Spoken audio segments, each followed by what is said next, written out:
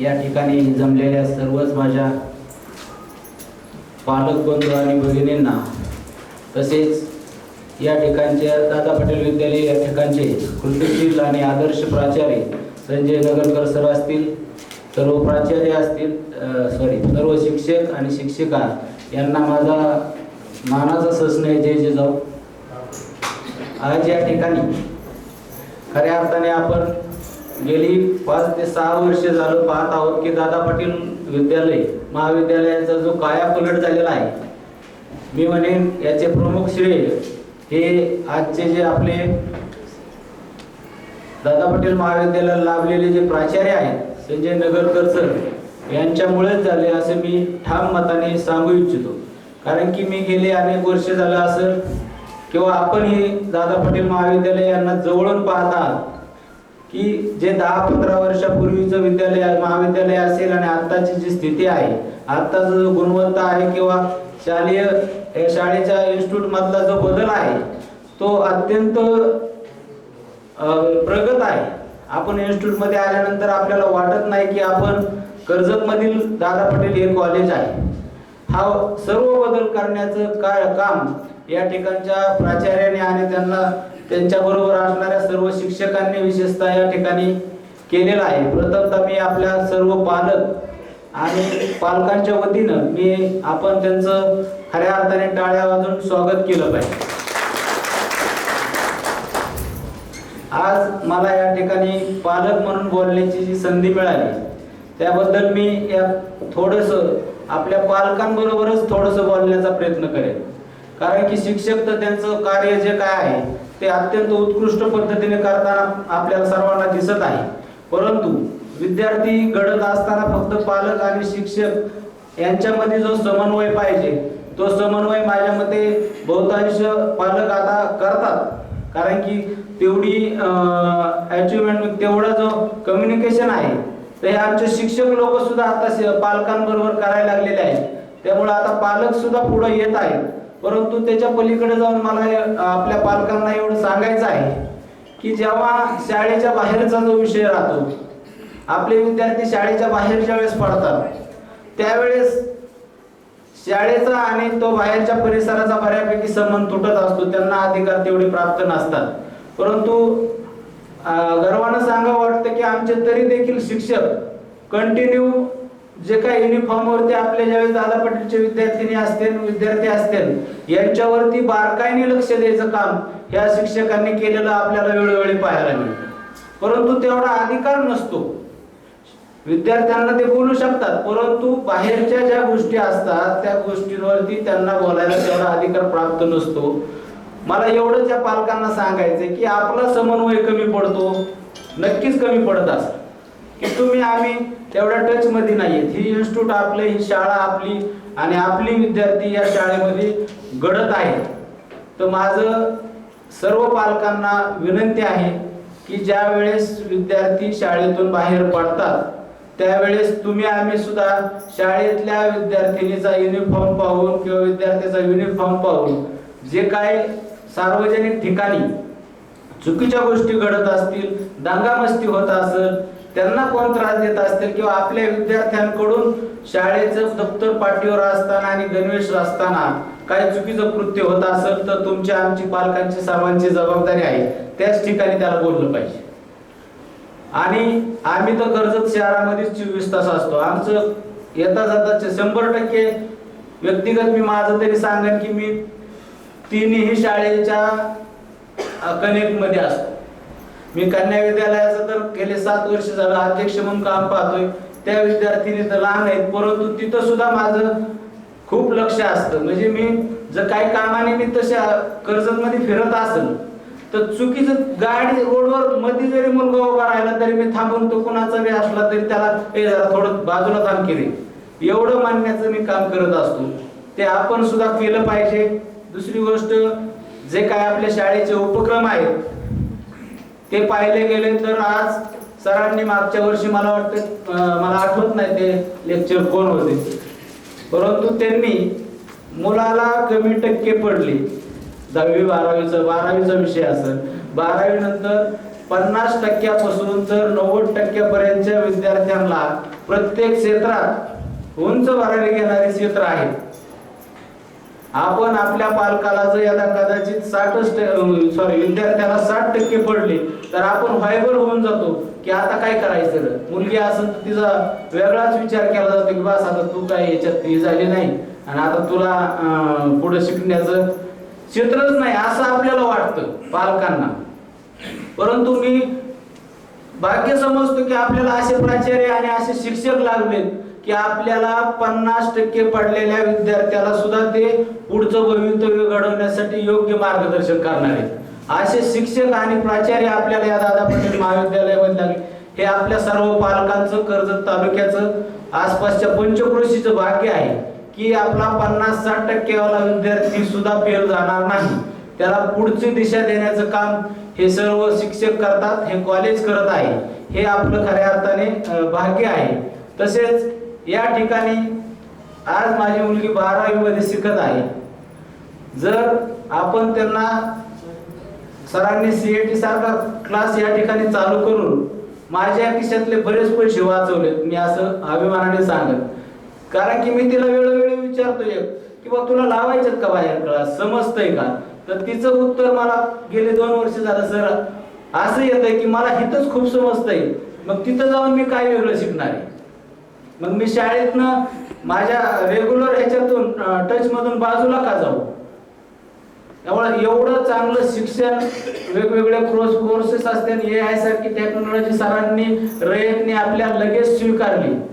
आणि सर्वात प्रथम मला वाटतं सर आपल्या रयत शिक्षण संस्थेने AI चं शिक्षण देण्याचं अत्यंत कमी दर्जात, अत्यंत कमी फी मध्ये मुलांना ते टेक्निक देण्याचं सुद्धा काम या कॉलेज करतंय. प्रत्येक बारीक सारीक गोष्टीवरती आपल्या प्राचार्यांचं वेळोवेळी लक्ष असतं. विद्यार्थ्यांना जास्तीत जास्त काय देता येईल हे खऱ्या अर्थाने देण्याचं काम या दादा पाटील महाविद्यालय असं त्यांच्या सर्व शिक्षकांनी वेळोवेळी केलेलं आहे. त्यामुळे मी या ठिकाणी सरांनी त्यांच्यावर जास्त काय बोलण्यासारखं नाहीच, कारण की सर्व सुवर्णकान्या आणि बनवण्याचं काम ही शाळा वेळोवेळी करीत आहे. त्यांचा रिझल्ट तर आपल्या सर्वांना माहीतच आहे. आज आसपासच्या दोन जिल्ह्यातून म्हणजे उस्मानाबाद जिल्हा असेल, करमाळा सोलापूर जिल्हा असेल, या दोन्ही जिल्ह्यातून जो फ्लो आपल्या शाळेकडे आहे. आपलं तर कर्जत तालुक्याचं भाग्य की आपल्याला ह्या शाळा लाभल्यात. आणि दुसरं भाग्य म्हणजे आपल्याला असे प्राचार्य लाभलेत की आता माझ्या मुलींना तर बारामती सारख्या ठिकाणी असं म्हणजे मागणी होती की तुमच्या मुली आम्हाला द्या, आम्हाला त्यांना स्पोर्टमॅन काढवायचं असेल किंवा काय. परंतु नाही, आमच्या मुलींनी सुद्धा सरांना मी त्याच वेळेस बोललो की माझ्या मुली म्हणतात नाही आम्हाला शिक्षण घ्यायचंय तर 12वी पर्यंत तरी कमीत कमी या दादा पाटील मध्येच घ्यायचंय. अशी इतकी उत्तम शाळा हे दादा पाटील महाविद्यालय बनवण्याचं काम ह्या सर्व शिक्षक वर्गाने केलेलं आहे, प्राचार्यांनी केलेलं आहे. त्यामुळे मी पुन्हा एक वेळ त्यांचे या ठिकाणी आभार मानतो. काय म्हणतात, सूचना करण्यासारखं सर खरंच काही नाहीये, माझ्याकडे तरी नाहीये. परंतु पालकांनी सुद्धा दक्ष राहून आपल्या विद्यार्थी असतील, आपल्या विद्यार्थ्यांवरती वेळोवेळी त्यांच्या काय कमी जास्त गोष्टी असतील त्या विचारून आपण प्रत्येक प्रश्नाचं उत्तर सोडवण्याचं काम खऱ्या अर्थाने हे शिक्षक करत असतील आणि करतात एवढे मला तरी एक विश्वास आहे. त्यामुळे पुन्हा एक वेळ या आज जमलेल्या जो काय आज ओपन हाऊस कार्यक्रम होता त्या कार्यक्रमाचं औचित्य साधून असे वेगवेगळे उपक्रम आपले संजय नगरकर सर वेळोवेळी करत असतात. त्यांचा एकच उद्देश असतो की पालक, शिक्षक आणि विद्यार्थी यांच्यामधला जो टच आहे हा कायम राहावा आणि तो त्या टच मधूनच त्या विद्यार्थ्याची गुणवत्ता कळत असते. त्या विद्यार्थ्याचे चांगले वाईट गुण आपल्या समोर येत असतात. ते मांडण्याची वेळोवेळी संधी आपल्याला विविध कार्यक्रमातून या शाळेने दिलेल्या आहेत. पुन्हा एक वेळ मी सर्व शिक्षक वर्ग असेल, दादा पटेल महाविद्यालय असेल यांचं मी सर्व पालकांच्या वतीने खूप खूप असे आभार मानतो. या ठिकाणी मला बोलण्याची संधी दिली संयोजकांचे देखील आभार मानतो आणि या ठिकाणी थांबतो. धन्यवाद धन्यवाद धन्यवाद मान्यवर राहुल जी नवले. शिक्षण ही द्विअंगी प्रक्रिया आहे. या प्रक्रियेमध्ये शिक्षक विद्यार्थी हे दोन्हीही घटक महत्त्वाचे असतात असा विचार त्यांनी या ठिकाणी व्यक्त केला. यानंतर मनोगत व्यक्त करण्यासाठी माता पालक सौ काळे भापकर मॅडम यांना विनंती करतो की त्यांनी या ठिकाणी मनोगत व्यक्त करावं.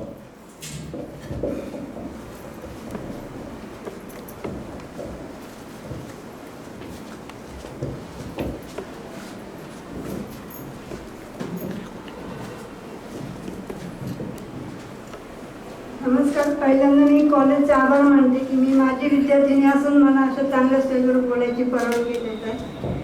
माझ्या पुढे हा विषय आज की आज आपण पाहतो की बलात्काराचं प्रमाण वाढत चाललंय. आता 4 वर्षाच्या मुलीवरच बलात्कार झाला मालेगाव. ती खूप वाईट गोष्ट आहे. पण आज मुलींना पण आपण जसं लहान मुलींना आपण बॅक टच ग्रुप टच शिकवतो तसं या किशोरवयीन मुलींना पण आपण समजून सांगायला पाहिजे की एखादा मुलगा आपल्याकडे पाहतोय तर तो आपल्या कोणत्या त्याच्या नजरेत आपल्या विषयी काय विचार आहे किंवा तो आपल्याकडे कोणत्या भावनेने पाहतोय हे मुलींनाही आजकाल समजून सांगण्याची गरज आहे. त्या लहान मुलींपेक्षा या किशोरवयीन मुलींना हे समजून सांगण्याची जास्त गरज आहे. आणि आपले पण आता इथं सगळे ज्येष्ठ पालक आहात पण तरी पण बोलते की आपल्या मुलांना वगैरे पण समजून सांगण्याची गरज आहे की तुम्ही कोणत्या मुलीकडे पाहत असाल किंवा कोणत्या मुलीबद्दल तुमच्या मनात काही वाईट विचार असेल तर तुम्ही त्या मुलीकडे त्या नजरेने पाहण्याआधी आपली आई आणि आपली बहीण डोळ्यासमोर आणून त्या मुलीला त्या नजरेने पाहावं किंवा त्या बहिणी त्रास द्यावा का नाही ते ठरवावं. आज हा बलात्कार खूप वाढत चालले म्हणून मला या विषयावरती बोलावं असं वाटलं. ते बोलण्याची परवानगी मला सरांनी दिली त्याबद्दल मी मनापासून आभार मानते. एवढं बोलून मी माझे 2 शब्द संपवतो. धन्यवाद मॅडम. यानंतर माता पालक सौ सारिका कदम यांना विनंती करतो की त्यांनी मनोगत व्यक्त करावं. इथे जमलेल्या माझ्या पालक आणि पालक भगिनींनी आणि इथे प्राचार्य वगैरे यांनी मला बोलायचे 2 शब्द बोलायची संधी दिली याच्याबद्दल खूप खूप आभार आहे. आणि आता सरांनी खूप छान सांगितलं सरांबद्दल की इतकं म्हणजे काय काय राबवतात शाळेत काय नाही. तर मला खूप खूप बोलायचं होतं सरांबद्दल की खूप छान कॉलेज आहे. आणि म्हणजे माझ्या मुलीवरूनच मी अनुभव घेते. आता मी तिचे पेपर बघितले नाही पण तिने मला आता पेपर बघायचे होते पण नाही मला बघता आले. सर म्हणजे नंतर बघूया ठीक आहे म्हणलं. पण आता तिने मला स्क्रीनशॉट टाकला होता म्हणजे मध्यंतरी पेपर त्यांना दाखवले होती तर बघितले खूप छान मार्क आहेत तिला. आणि सगळे हे श्रेय पालकला जाते कारण माझी मुलगी म्हणजे तुम्हाला मी एक सांगायची पालक जबाबदार म्हणजे कसा असतो हे मला थोडं सांगायचे तुम्हाला की बाबा खरंच म्हणजे ती मुलगी माझी पहिलीपासून मी तिला बघत होते. अगदी तिचे कधी कधी विषय जायचे कधी कधी काय काय व्हायचं म्हणजे पहिल्यांदा आम्ही 12मध्ये होतो मग त्याच्यानंतर ती 10वी पर्यंत अगदी 10वी पर्यंत सुद्धा तिला चांगले मार्क नव्हते.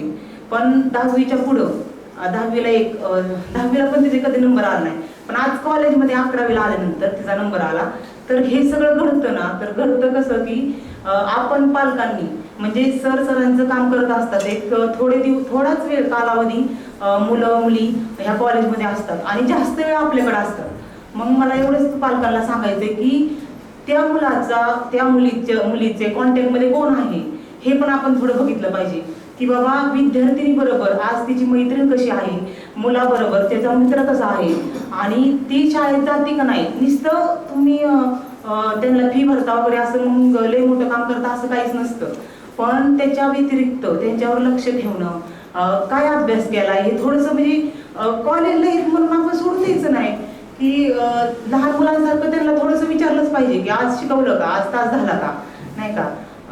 आणि त्यांना गोडी लागली पाहिजे. आज कालच माझा एक कार्यक्रम होता घरी तर लग्नाचा तरी ती म्हणली मला नाही घरी राहू वाटत अगं मम्मी आज माझं लेक्चर पडेल आज माझे 2 मार्काचं जरी माझं नाही झालं तरी मला 2 मार्क पेपरला कमी पडेल. तर हे खूप गरजेचं आहे.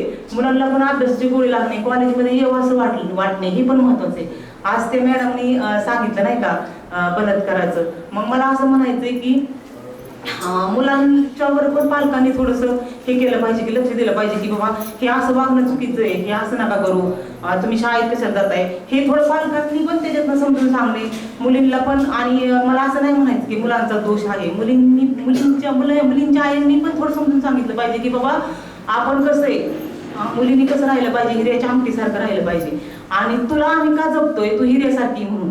हे मुलींच्या आईंनी पण त्याला सांगायला पाहिजे की बाबा नाही, इकडे जायचं नाही आपल्याला, असं नाही. आणि खरंच ह्याच्यानंतर होऊ शकतं, मुली पण आपल्या ह्याच्यात व्यवस्थित राहू शकतात, मुलं पण व्यवस्थित राहू शकतात, पण केव्हा तुम्ही त्यांच्याशी संवाद साधल्यानंतर.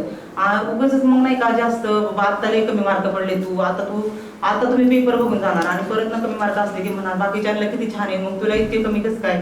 तुम्ही जास्त त्यांना टॉर्चर करत गेलं तर तो नाही वाढू शकणार मार्क, तो अजून कमी होणार, पण वाढणार नाही. पण त्याला तिथूनच तुम्ही जरा समजून सांगितलं ना तर तो वेगळ्या वळणावरती जाऊ शकतो, तो अजून छानपैकी पुढे अभ्यास करू शकतो. आणि खरंच हेच माझ्या मुलींच्या बाबतीत झालेलं आहे. माझी एक मुलगी पण आता मी उलट 12वीला तिला 11वी-12वीला मी तिला पीपी कॉलेजला टाकलं, पण खरंच मला त्याच्यापेक्षा मला हे कॉलेज इतकं छान वाटलं ना, खरंच खूप सरांचं मला धन्यवाद देऊ वाटतं. कारण ती मला प्रत्येक दिवशी सांगते की मम्मी आज हे झालं, मग उद्या हे झालं, हा कार्यक्रम सरांनी घेतला.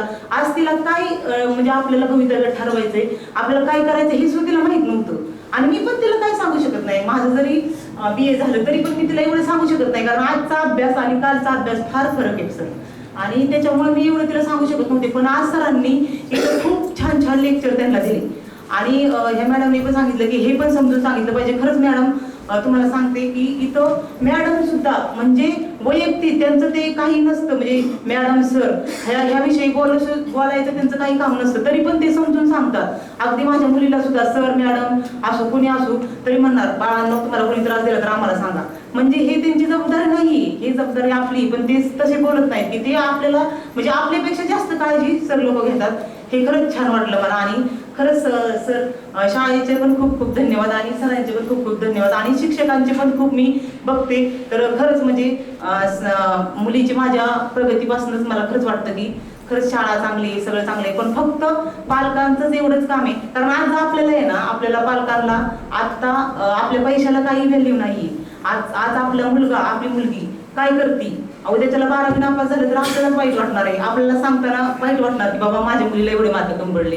तर तुम्ही आज जर त्यांच्याकडे लक्ष दिलं ना तर हाच, कारण इथून पुढं आपल्यामुळे असं आहे की आपल्याला किती पैसा कमवला हे विचारणार नाही, तुमचा मुलगा काय करतोय, तुमची मुलगी काय करते हेच विचारणार आहे. त्याच्यामुळे खरंच अजून सुद्धा वेळ गेलेला नाही, पालकांनी अजून सुद्धा थोडंसं मुलांवर लक्ष द्या. मुलांना फक्त फी भरून आणि आम्ही हे करतोय म्हणून सांगू नका, त्यांना डिप्रेशन खाली नेऊ नका. थोडंसं त्यांना त्यांच्या थोडंसं कलेने घेऊन हे करा नाही का, लक्ष द्या. आणि मोबाईल जरी दिला तरी मोबाईलमध्ये पण तो काय करतोय काय नाही तर ते पण लक्ष ठेवा. आणि काय होतं आता माझ्या मुलीला इथं मोबाईल नाही, ती म्हणते मला मोबाईल नको मम्मी, घरी आल्यावर घेते, मग थोडंसं लेक्चर बघतात ठीक आहे ना, पण त्याच्यावरती पण आपल्याला थोडंसं लक्ष देणं महत्वाचं आहे की बाबा नक्की मोबाईलवरती ती लेक्चर्स बघती का काय करते हे पण फार महत्वाचं आहे. कारण उद्या त्याला थोडंसं बिघडली तरी लगेच बिघडलं म्हणून किंवा बिघडलं तरी आपण म्हणणार हा ते शाळेत होती ना मग झालं, तसं नसतं. आपण थोडंसं म्हणजे आता शिक्षक लोक कुठपर्यंत येत, जोपर्यंत कॉलेज आहे तोपर्यंत, घरी आल्यानंतर बऱ्याचशा काही अशा गोष्टी होऊ शकतात ना, तर त्याच्यावरती लक्ष थोडंसं आपण पण ठेवणं हे पण फार महत्वाचं आहे पालकांसाठी. आणि खरंच हे 2 शब्द मला बोलण्याची संधी दिली सर, खूप खूप आभारी. आपल्या पाल्याचा गुणात्मक वाढीचा आलेख आपण या ठिकाणी मांडलेला आहे. पुन्हा एकदा आपले धन्यवाद. यानंतर या महाविद्यालयाचे उपक्रम प्रमुख प्राचार्य की ज्यांनी या